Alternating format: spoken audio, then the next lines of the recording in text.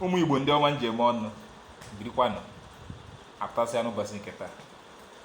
Ihe onye na-eme dị mma n'anya Chukwu na n'ihu mmadụ ya gagharịa anyị na-eji na-abata quickly before m gaa n'ihe nji bịa n'ụbọchị nke taa. O nwere video nchọ ka anyị fọtọ, although ama na most of you for that video, but enwebeghị m okwu m ekwu na until afọcha m video pụta.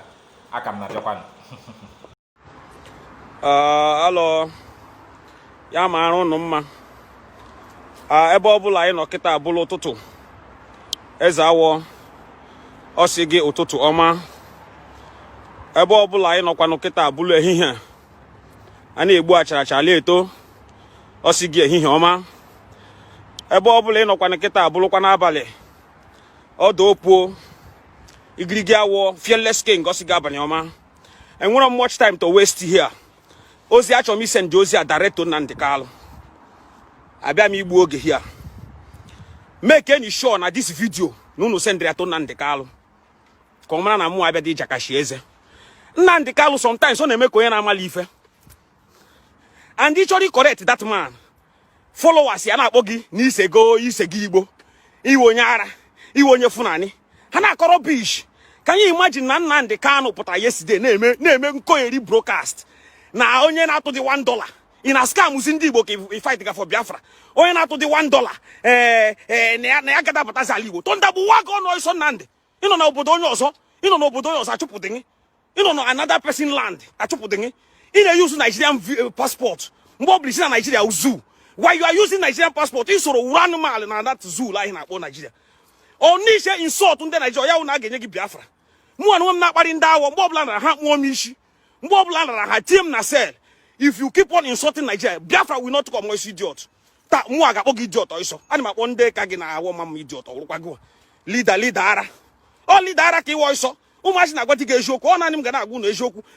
Nnamdi mụ a aga m abanye airport and aga m ekpe ka Biafra bịa. Ka m wuru m that person ị gachi na amaga ha bata n'ala Igbo. Maka Chineke bile to da gbushu unu niile ọsọ. Na the crazy shot dịrị unu mma. Onye na-atụ dị $1 ọ gada batasị n'ala Igbo na benni ya na Biafra land be anyị. Unu na-eme nkogheri ọsọ. Nnamdi na-akọgheri ihe anyị ọkọrọ igereside. Unu adị akọnshọn ya. Ọ wee eze awọ kwuwe ha na-apụta. Eze awọ iwe onye ara. Eze awọ ise gị Igbo.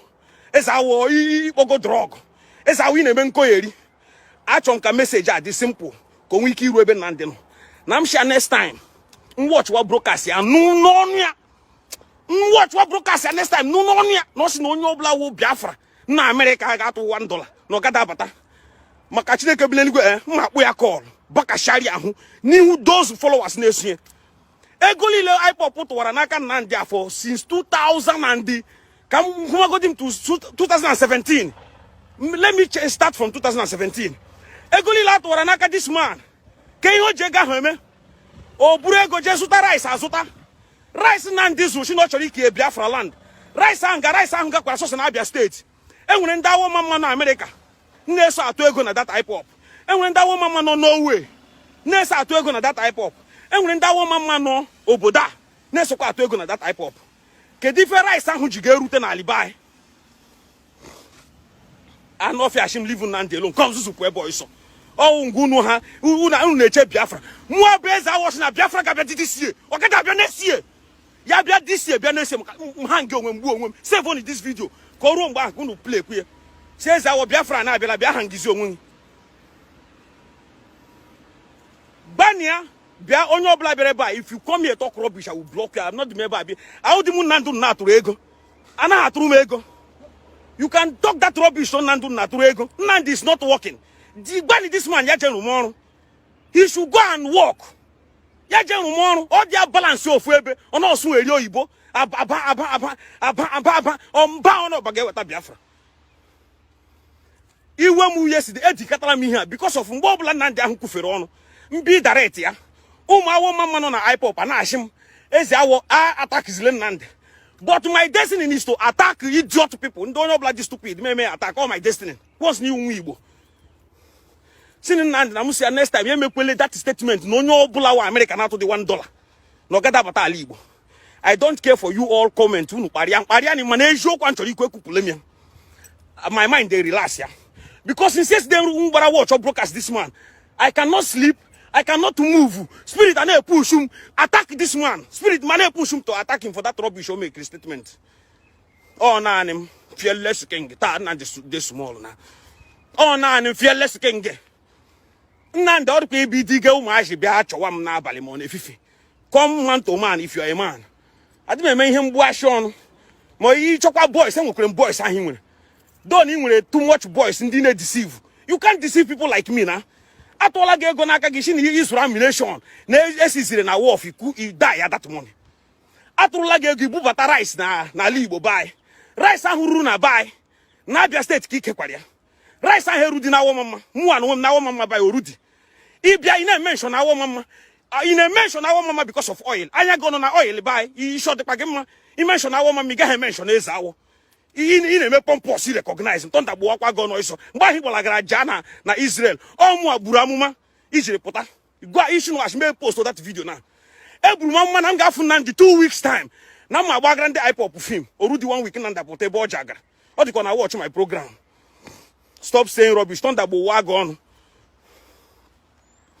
kan block go dem idiot ko to sha block idiot na ashim stop saying rubbish to ntonda bo wa kwa go on. Nanda Akocha rubbish okro yesterday. You should there stop talking rubbish on more. Go to me she block or this idiot. Huh? Anyway, after this program, I will go and block you, sha. Zieni and Amusia. I got my $1. And the Biafra, I will be the first person in Ghana na Biafra. Can't fuse me fan again, man. Now, now, Basile, now, it's no way, unu were born, una, twice, lelu. And you couldn't when I couldn't have a day. The funa neju everywhere. Funa neju go everywhere. Dig those your boys now. Oh, what I got, man.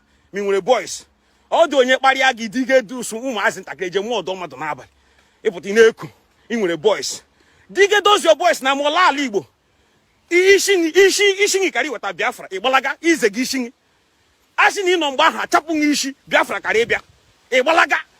I Biafra dead. Dead aha biase ka enwete Biafra. Gbafuo. Into na tongue to my potassium go your father and your mother sacrifice ya. Your father and your mother won't dead the men, me did the men, or your father and your mother try you with a Biafra. Now you won't bring Biafra. Now you supposed die for that Biafra. If this man feel, but if you know Ojuku were personal money, personal power, fighter for Biafra, I they make noise. And this man did not recognize Ojuku. He was all now from don't recognize it or recognize the traditional workade. That bomb book like also traditional workade the traditional man. I love that guy so much because on a leg chop more than that nand. Have no sheluku, una not be on yara, not be on kreka, follow we go in the nation on yapata. He didn't recognize traditional workade. Plus okwa hoku yesterday, who my anganji putana. Mua dime share recognize, I'm nothing concerned, mana. Yapo hana wo mama for next time. Ya make a show no proof. Ya got Nikki Ben. If you mention our mama next time, mention Nikki Ben. More mention no phrase and our mama. I'm going to 6 years. He get mention I'm camera. Mention on Nabo. He get mention on Nabo. Mention no Amanfo. He get mention Amanfo. Mention no Yeneku. He get mention no Yeneku. Mention no Ngima. Mention no Kosi. Don't mention only our mama. Anyagin on a data or oil. Thunder Buaka go on so. Unuzuzu weko nya mfu na anyagin on oil. Biafra bia mu anke pota wo mama ni me Biafra. Fight wakwa ka Biafra pota ni ma wo mama. Respect. I respect you, Ezawo. Truth is bitter. God bless you one day. Huh? Oliver. God bless you. This man na koyeri. Ono no obodo onye ozo. Achupu dia o. Otu di 1 naira no obodo aho. Gba na develop obodo. Achupu dia e were visa nye. O relax. Ona use Nigerian passport. Akpo Nigeria zoo. Mu and Mama can use Nigerian passport. I'm still using Nigerian passport. With Austrian passport. Nandi shemekwe. Nandi with England passport. With Nigerian passport. All quite the same thing is our shame. But I say not Nigeria zoo. When I'm calling Nigeria zoo and I may use their passport, automatically I'm calling myself animal. So Nandi na bo me animal. And he behave like animal. Manu na dafia. Ya puto no. Biafra gabia. Bani TV PVC unoku. Uneje bacha yoku. Biafra abia Eshe na eche ko wetra Biafra obi na call Buhari ntie chara acha. Buhari nke no Jubril ana akoyeri. Wetin concern me with Buhari and Jubril. If you want to bring Biafra, I go emezine nkoyeri. And the chukwu afuna na eligwe.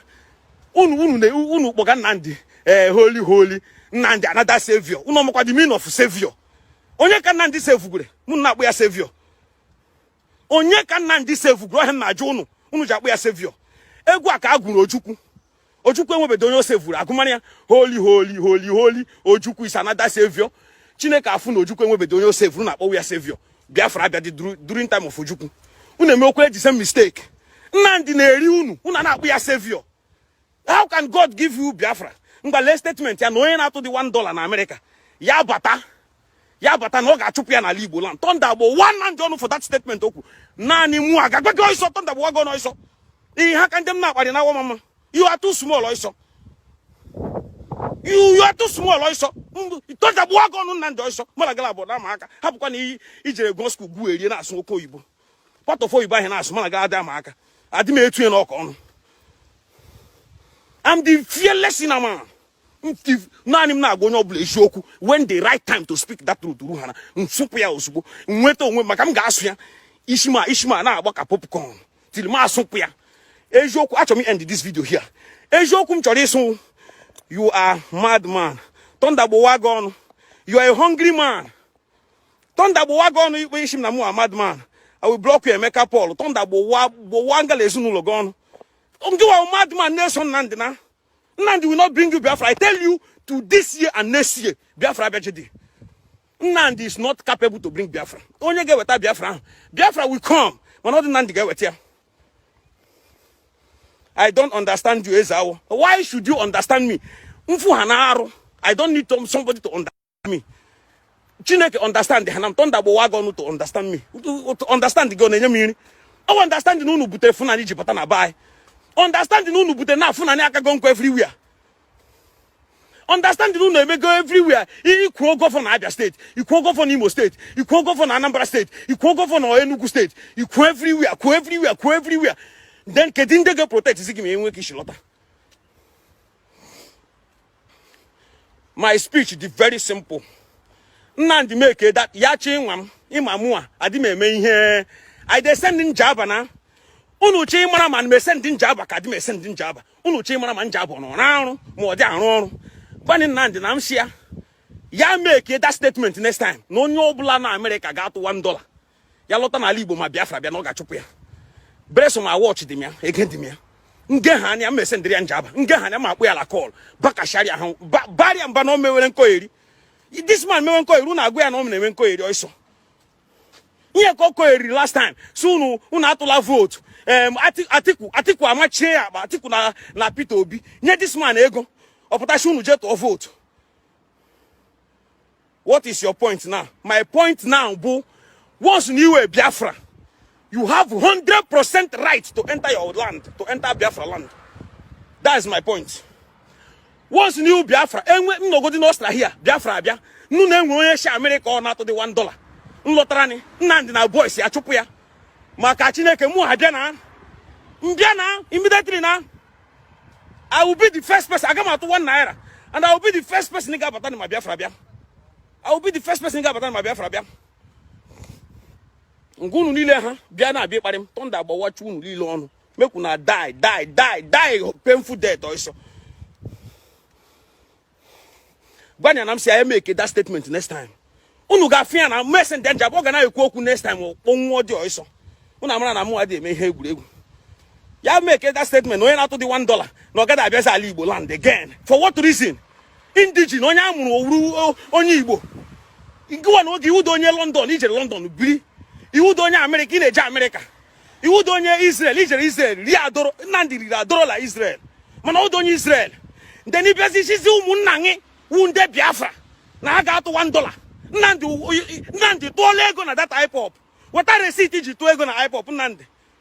Weta receipt ale ishale buki ni isutara rice. Tonda bu akwa go ni na asukwa rice. Weta receipt iji to ego nke giwa. In attack from the America with $1. Nnamdi weta receipt iji to ego nke giwa. Weta receipt ebe na kugi monthly salary. Ebi she own your money. Ebi she wete gije rini. Bring that receipt ka mu afia. Ni isokwe na ato ego. Ina ato ego ina akọ erishi onye na ato de ego gada abata. Emepere m onunube nwanna agbolosala wo mama. Onunube nwanna agbolosala wo mama. And me so ato my monthly dues. And me so ato ego. Because I'm a hustler. Mpo ma hustler. Mbata ma ato ego. ina ha atu ego isi ndị na ha atukwa ego dịka ngwa na onye na-atụ ego na ọ gada abata ngwa na onwe gị ga-abịazi na Biafra ị na-atụ ego weta slip iji tụọ ego ị gaghị provide nwunye guy stop talking guy stop taking drug Thunder gbuo akwa gị ọnụ nna gị gbuo gị dị ọsọ drug gbuo gị idiot all drug unu na-eteki that's why Nnamdi kwugode erie unu adị afụta erie because brain unu no dey work again electronic dịka machine na m na-eteki drug go through my profile ị ga-afụ na mụ na-achụzi drug ahụ ọsọ na my place mụ na-achụ that drug onye ọbụla sere drug na alị awọ mma kịta nọ na problem go na my wall go through this my wall for you to see it idiot mu stop taking drug Thunder gbuwa gị ọnụ ejiri nke onye na-eteki drug anụ ọfịa onye na-akpọ m ya eteke ezigbo time ị na-akpọ m nga m na-achị put sense into this Nnamdi bịa like I said Biafra gada abịa this year ọ gada abịa next year ya bịa maka Chineke I will kill myself ya ga-abịakwa ni this year ga-abịa next year gbani Nnamdi ya no jual ya bịa besịrị na-eme nkogheri ọnụ okogheri na Facebook every time eri unu ọfịs anapụchi unu ego a ga-eche Biafra 100 million years after ka ọ nachiri unu ego kekịta na ọ na force zi mmadụ if you don't pay $1 you are not you cannot enter Biafra land for what reason why ogeji na-eme that statement unu egecha statement unu ga correct dị ya o isha na asị ya ọ na ọba ịbacha mba you can go Nigeria na-atụ ụjọ ịla na Nigeria iwu ọba na Facebook mụ bụ eze awọ mkparị ha na mmadụ na Facebook 72 hours onye asụ na ọ chọrọ ifu meje fụ ya ịnọ na Facebook na-aba ajụọla m your followers why you can't go home ha sị m ma mi ọ chọrọ ka egbufuo onye ma mi ọ chọrọ ka egbufuo onye egbufuo onye ka Biafra bịa ịsọ ngwa ji ọnụ gị kwuo ime na there is power in tongue you made a statement that na Biafra or your life aha abịazi ka e were that your life to give us Biafra ịgbalaga ekwuchara m ya nchọrọ ikwu my point is simple gbani na nna m shi ya chi nwa m ya chi nwa mụa Nnamdi chọrọ ịnwa m make that statement next time na onye na-atụ dị $1 gada abata n'ala Igbo ka m gbagazire gị film ka ị mara na ụdị m Nigerian gọọmenti ka ị mara na ụdị m Jubril na Buhari ma gba ebe a na Ọstrịa ebe a ka mma nọ sendere gị njaba eloketi aga ebe ọbụla ọ gbagara gị film na ifilie na ọwaghachi ka mara gị mazie ka aka bịa my own will just bịa next time make that statement na onye ọbụla na-atụ dị $1 na ọ gada abatazi ala Igbo ma gbagara gị film immediately ifu the film immediately ndị niile na-akpọ m onye ara ha afụ film ma gbagara gị ha mara na mụ second son ọsọ ego unu tụwara n'aka na ndị na-adị ajụ ya ka ebe ego ahụ nọ ndị ara ndị na-amadi ife jụtụ na ya ka ego ndị ekwu unu tụwara for long kedu ebe ọ nọ ife unu ga-ajụ ya ego ndị ekwu unu tụwara for long kedu ebe ọ nọ ọ kọwara unu ebe dị ete ego nọ na-eruole m ebe m pakịrị moto bye ni baba ito ka m nwa nlarie eshi m skuulu na-abata ndị ara Nnamdi je chọrọ ọrụ ọ ga na-arụ o soro ibie na-atụ montili duzie ọ dị achị ndị mmadụ tụwa ego na IPOB o ruzie na nke ọ gada atụ ego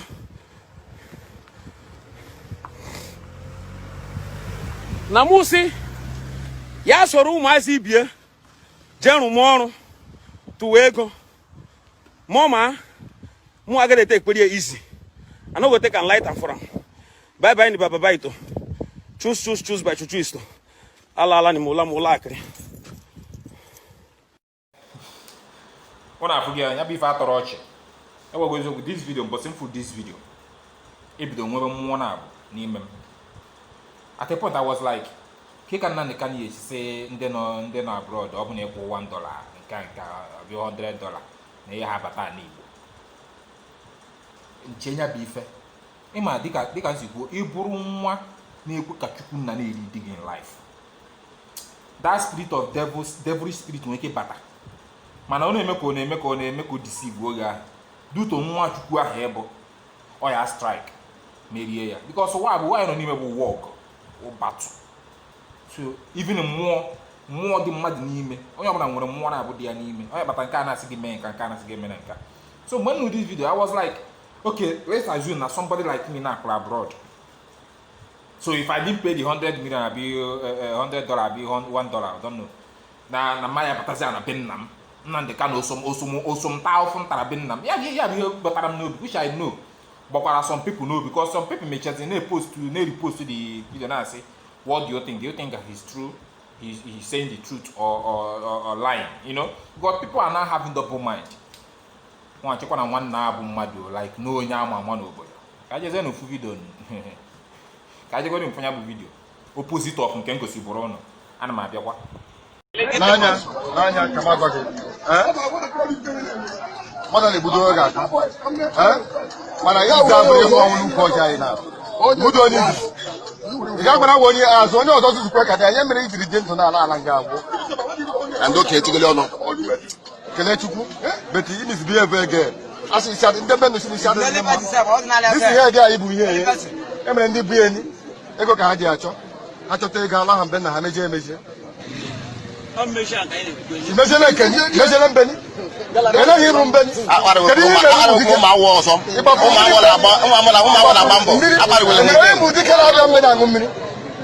Give a gun, in a poor Kobodo. Embroidery Mudika, Lagan Benny, and Mumini. Long will run out here. On the car. I appreciate it. She no ground. The one and you shall them my cap, but then she remember Oje Bendara Gondara, and you shall do your measure.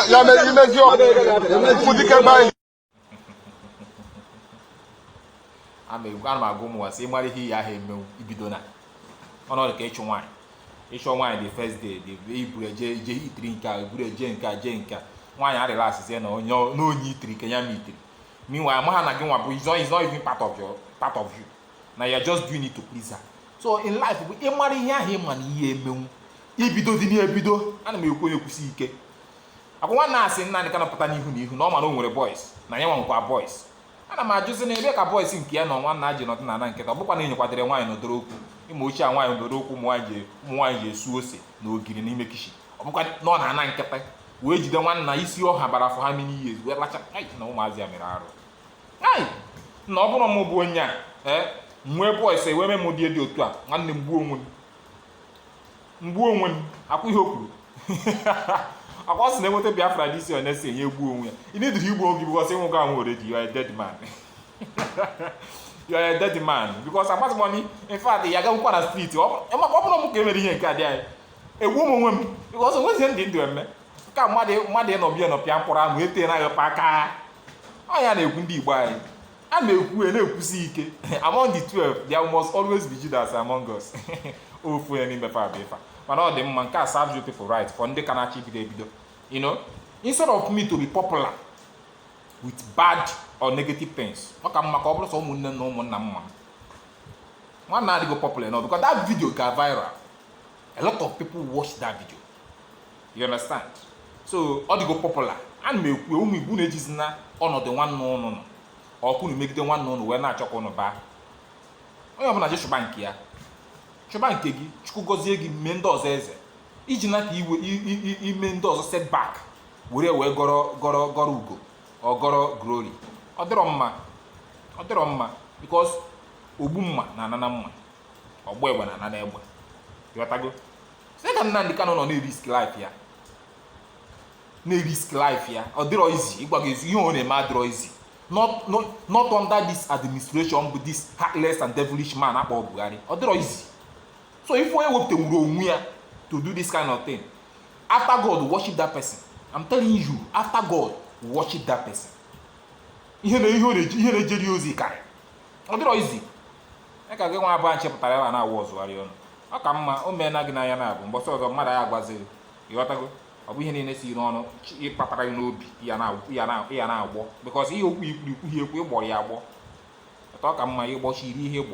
Or the one, or I can say, Bono, Abucamo, Mr. Bezos, Kumari, Maran, Prase, or the Jim no, or Biam no, Kukum, Abidos, and I may go soon here. Wonderful, you know, or I can say, Uneku, and I may go soon. When I forget, Kajapan and I have here.